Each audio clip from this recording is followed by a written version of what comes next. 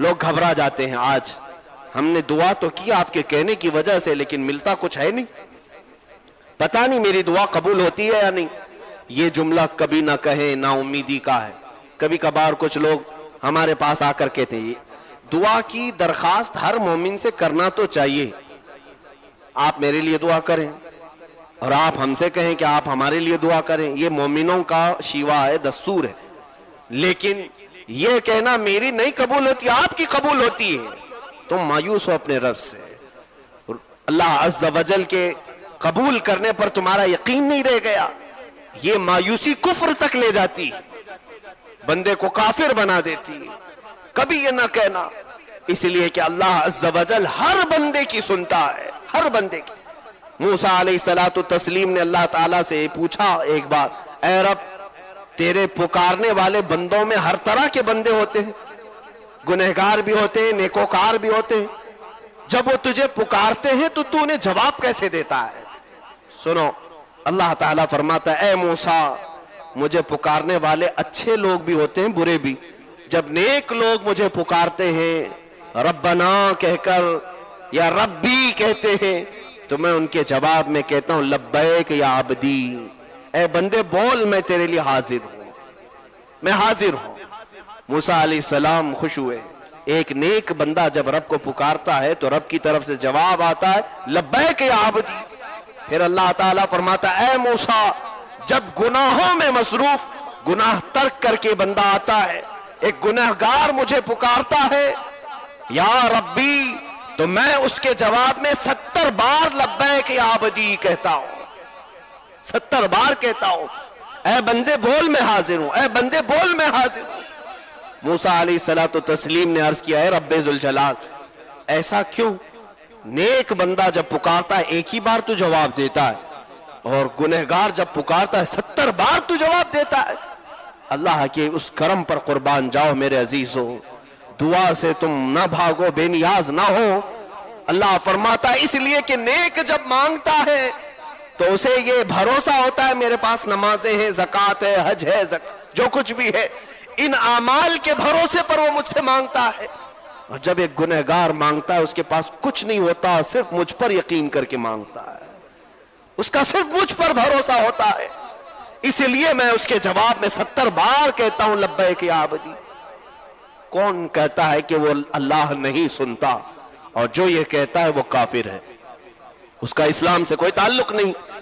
اللہ عز و جل ہر ایک کی مصیبتوں کی خبر لیتا ہے. وَمَا اللَّهُ بِغَافِلٍ عَمَّا تَعْمَلُونَ, اللہ تمہارے کیے ہوئے کاموں سے بھی غافل نہیں اور تمہاری باتوں کو بھی سنتا ہے. اِنَّكَ لَسَمِيعُ الدُّعَاء, یہ بھی کہا گیا ہے قرآن, اے اللہ تو دعاؤں کو ضرور ضرور سننے والا ہے. اب سنیے, ہم میں سے جو لوگ یہ کہتے ہیں ہماری قبول ہوتی ہے یا نہیں پتہ نہیں, ان لوگوں کے لیے بہت بہتر روایت حدیث پاک میں ہے. دعا تو کرتے رہے, دعا کرتے رہے, ملا نہیں, بچے مانگتے رہ گئے, زندگی میں ایک بیٹا بھی نہیں ہوا, کوئی بات نہیں.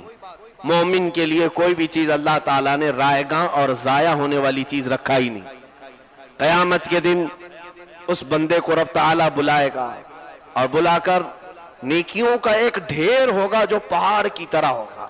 اللہ تعالیٰ فرمائے گا آج تجھے نیکیوں کی ضرورت ہے؟ کہا ہاں مولا, چند نیکیاں بھی ملیں تو میری بخشش ہو جائے. اللہ تبارک و تعالیٰ فرشتوں سے حکم فرماتا ہے اسے لے جاؤ اس پہاڑ بھری نیکیوں کی طرف, یہ سب اس کی ہیں. وہ بندے کو فرشتے دکھاتے یہ سب نیکیاں تیری ہیں, پہاڑ کے برابر. کہتا اتنی نیکیاں تو مجھ سے ہوئی نہیں تھیں, یہ کس عوض میں دی جا رہی ہیں مجھے, یہ کس چیز کا انعام ہے؟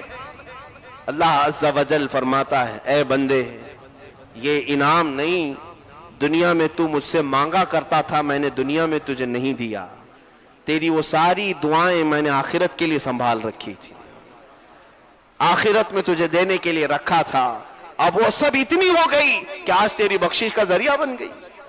وہ بندہ اس وقت پکار کر کہتا, حدیث میں میرے آقا فرماتے اے رب کائنات کاش تو میری دنیا میں کوئی دعا نہیں قبول کرتا, سب آخرت کے لیے رکھتا, تو آج میں میری نیکیاں اوروں کو بانٹ بھی رہا ہوتا. جو گھبراتے مایوس ہو کر دعاؤں کو ترک کر دیتے ہیں, دعا سے کیا ہوتا ہے؟ یاد رکھو دعائیں سنی جاتی ہیں. یا اور بات ہے کہ کچھ کو یہاں دے دیا جاتا ہے اور کچھ کو آخرت کے لیے رکھ دیا جاتا ہے. اب سنیے, مانگنے والا الگ الگ انداز میں مانگتا ہے. کوئی گڑ گڑا کر, کوئی رو کر, کوئی بے توجہی کے ساتھ, جیسے بھی. کچھ کو بہت جلدی ملا اور کچھ کو برسوں تک نہیں ملا. فرشتے کچھ لوگوں کے مانگنے پر اللہ کی بارگاہ میں سفارش کرتے ہیں. ہم جب دعا کرتے ہیں یہ مت سمجھنا کہ ہماری دعاؤں کی قبولیت کے لیے کوئی اور وسیلہ ملتا ہے کہ نہیں ملتا, بلکہ وہ ملائکہ جو ہماری دعاؤں کو اللہ تک پہنچاتے ہیں وہ سفارش کرتے ہیں, اے رب وہ بندہ کب سے رو رہا ہے, کب سے تجھ سے مانگ رہا ہے, اسے تو عطا کر دے. فرشتے سفارش کرتے ہیں حدیث پاک میں. تب جانتے ہو اللہ تعالیٰ کیا جواب دیتا ہے؟ ارشاد فرماتا ہے, اے فرشتوں میں بہت اچھی طرح سے دیکھ رہا ہوں, بہت دنوں سے وہ روتا ہے اور مانگتا ہے. اے ملائکہ میں اس کو اس لیے نہیں دیتا کہ اس کا مانگنا مجھے بہت اچھا لگتا ہے. میں اسے ابھی دے دوں تو وہ مانگنا بند کر دے گا.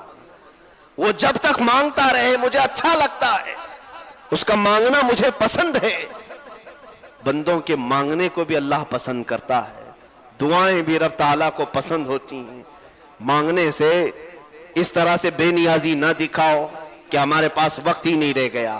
یہ تعلق باللہ سب سے زیادہ دعا سے حاصل ہوتا ہے. اللہ سے جو سب سے بڑا گہرا تعلق قائم کرتے ہیں وہ دعاؤں سے حاصل کرتے ہیں. کیا آپ نے تاریخ میں وہ ساری چیزیں نہیں سنی؟ بڑے بڑے گنہگار رہے. موسیٰ علیہ السلام کے زمانے میں بھی اللہ تعالیٰ حکم فرمایا تھا کہ اے موسیٰ اگر یہ بندہ تمہارے مجمع میں رہے گا تو عذاب آ جائے گا. اس کو موسیٰ علیہ السلام نے نکال دیا, قوم سے نکالا, اور پہاڑ کی ایک چوٹی پر جا کر وہ رونے لگا. سب لوگوں نے اس کا ساتھ چھوڑ دیا. اب روتے روتے وہ بھی پکارتا ہے, اے مولا تو نے تو فرمایا مصیبت زدہ لوگوں کی آواز کو تو سنتا ہے, تجھ سے زیادہ کون میری آواز کو سننے والا ہے, اور مجھ سے زیادہ مصیبت میں کون ہے. اللہ عز و جل نے فرشتوں کو اس کے بھائی بہن بنا کر یعنی شکلیں دے کر کے بھیجا, اور وہ اس کی تیمارداری کرتے رہے. انتقال بھی ہو گئے. تب پھر اللہ نے موسیٰ علیہ السلام کو حکم دیا, اے موسیٰ جاؤ فلاں پہاڑ پر میرے ایک محبوب بندے کا انتقال ہوا, اس کا جنازہ اٹھاؤ. آ کر کے دیکھتے موسیٰ علیہ السلام تو یہ وہی تھا جس کو چند دنوں پہلے گناہوں کی وجہ سے شہر سے نکالا گیا تھا. رب تعالیٰ سے آپ نے پوچھا کہ یہ محبوب کیسے ہو گیا؟ اللہ نے فرمایا, اے موسیٰ وہ خطا کار سیاکار تھا, لیکن جب وہ گڑ گڑا کر مجھ سے مانگنے لگا تو میں نے اس کے تمام گناہوں کو معاف کر دیا. مانگنے کا یہ بھی نتیجہ ہے, یہ بھی رزلٹ ہے. ہم اپنی زندگی میں کسی بھی ایسے لمحے کو آنے نہ دیں جس میں یہ احساس ہوتا ہو کہ ہم کو رب کی ضرورت نہیں. ہمارے دن رات, ہماری صبح و شام اللہ کے حضور دعا کرتے ہی گزرے, دعا کرتے ہی گزرے. آپ کو پتا ہے ہمارے اسلام میں کتنی دعائیں ہماری زندگی میں شامل کر دی گئی. سب سے زیادہ اگر یوزفل کوئی ورڈ ہمارے پاس ہے تو السلام علیکم. ہم ایک دوسرے سے ملتے بھی ہیں تو کیا کہتے ہیں؟ السلام علیکم. یہ دعا ہے. ہم اپنے بھائی کے لیے کہتے ہیں اللہ کی سلامتی ہو تجھ پر. دعا سے ہمیں دور نہیں رکھا گیا. اس کی وجہ یہ ہے کہ بندہ جب تک دعا کرتا رہتا ہے وہ بندہ رہتا ہے, اور جس دن وہ دعا چھوڑ دیا متکبر, غرور اور گھمنڈی خدا بننے کی کوشش کر رہا ہوتا ہے. اب اسے کسی چیز کی حاجت نہیں رہ گئی, مانگنا چھوڑ دیا, بے نیاز ہو گیا ہے. اس لیے میرے آقا صلی اللہ تعالی علیہ وسلم بھی سارے کمالات ہونے کے باوجود بھی مانگتے ہی رہے, مانگتے ہی رہے, رب ذوالجلال سے مانگتے ہی رہے. ہاں ایک بات طے ہے کہ جو اس سے مانگتا رہا اللہ پوری دنیا سے اسے بے نیاز کر کے رکھتا ہے. اسی لیے تو ہمیں سورہ فاتحہ میں اس نے کیا سکھایا؟ ایاک نعبد و ایاک نستعین. اے رب ہم تیری ہی عبادت کرتے ہیں اور صرف تجھ سے ہی مانگتے ہیں, مانگتے ہیں. اور دعا جو بندہ کثرت سے رب ذوالجلال کے حضور کرتا ہے اس کی پوزیشن اللہ ایسی بناتا ہے کہ اس کا ہاتھ پھر کسی کے سامنے نہیں پھیلنے دیتا. یا اور بات ہے کہ پوری کائنات اس سے بھیک مانگتی ہے لیکن وہ کسی سے نہیں مانگتا.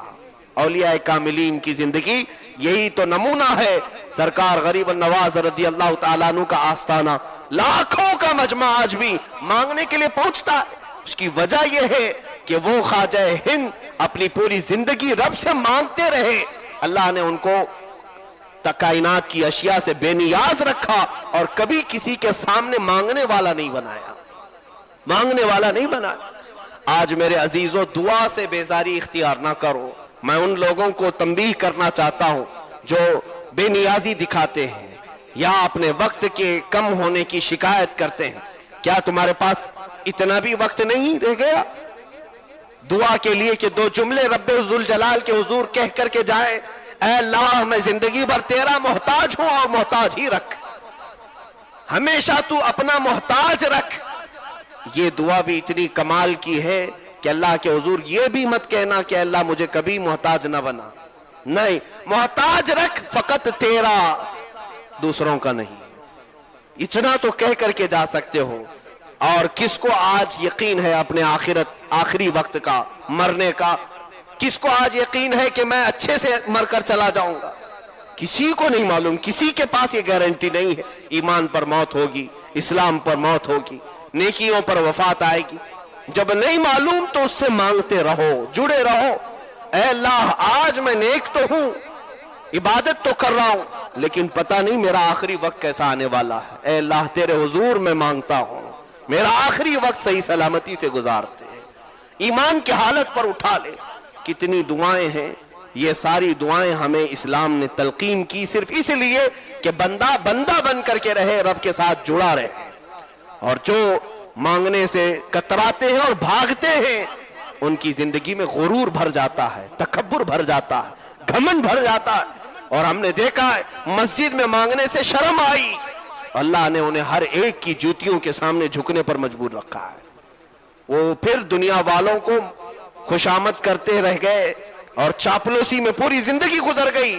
سیٹھوں کی چاپلوسی میں، مالداروں کی چاپلوسی میں، نیتاؤں کے جوتے اٹھانے میں، اور اسی دنیا داری میں وہ مجبور ہی رہ گئے، محتاج ہی رہ گئے. وہ کتنی پیاری زندگی شان بے نیازی کی ہے کہ مولا کے حضور مانگنے والا ہمیں بندہ بنائے. اس لیے کہ یہ مانگنا ہزار مانگنے سے بہتر ہے. وہ ایک سجدہ جسے تو گراں سمجھتا ہے، ہزار سجدوں سے دیتا ہے آدمی کو نجات. مولا ہمیں پوری زندگی اپنا محتاج بنائے رکھے. اے رب ذوالجلال ہم سب کو دعا میں شامل اور کامل بنا دے. خلاق کائنات آج ہم اعتراف کرتے ہیں مولا ہم کسی بھی عمل میں بڑے نہیں ہو سکے، ہم کسی بھی عمل میں کامل نہیں ہو سکے. قدیر و جبار خدا ہماری زندگی میں ایسا کوئی لمحہ نہ لا جس میں ہم تجھ سے دور ہو جائے یا تیری حفاظت سے نکل جائے. اے رب ذوالجلال ہم سب کو مرتے دم تک تو اپنی بارگاہ میں مانگنے والا بندہ بنا. قیامت کے دن مولا ہم اپنی دعاؤں کا نتیجہ دیکھ سکیں. اے قدیر و جبار خدا آج تیرے دربار میں ہم یہ بھی ہاتھ اٹھا کر کہتے ہیں مانگنا ہمارا کام ہے، قبول کرنا تیرا کام ہے. اگر دنیا میں دے تو تیرا فضل ہے اور نہ دے تو تیرا عدل ہے، مگر یہ یقین ہے مولا جو کچھ بھی ہم نے مانگا وہ تو قیامت کے دن ضرور ہمیں لوٹائے گا. اے رب ذوالجلال ان پورے حاضرین کو، تمام مسلین کو ہر طرح کی آفتوں سے محفوظ فرما. ایمان پہ موت عطا فرما، ایمان پہ حشر عطا فرما. وصلی اللہ تعالی علی خیر خلقی محمد وآلہ وصحبہ اجمعین وآخر دعوانا الحمدللہ رب العالمین. السلام علیکم.